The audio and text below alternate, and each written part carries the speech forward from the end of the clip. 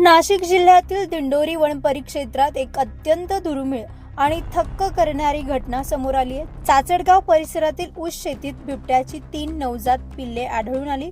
मात्र त्यातील एका बछड्याचा रंग चक्क पांढरा असल्याने सर्वांच्याच भुवया उंचवल्यात।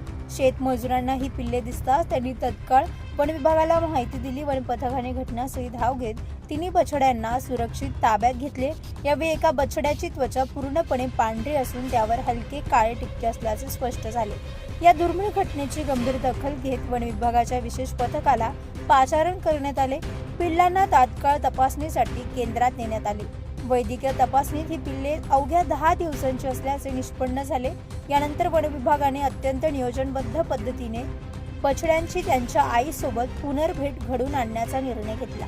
संध्याकाळच्या सुमारास पथकाने पुन्हा घटनास्थळी पोहोचत पिल्लांना सुरक्षित ठेवले आणि परिसरात ट्रॅप कॅमेराही बसवण्यात आला।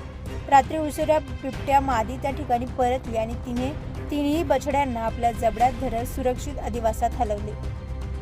ही संपूर्ण घटना कॅमेऱ्यात कैद झाली असून वन विभागाच्या या यशस्वी प्रयत्नाचे सर्वत्र कौतुक होत आहे। नाशिकमध्ये प्रथमच पांढऱ्या बिबट्याचे बछडे आढळून आल्याने ही घटना विशेष ठरत असून निसर्गाचा हा अनोखा चमत्कार सध्या चर्चेचा विषय बनला। नवतेज महाराष्ट्र ब्युरो, नाशिक।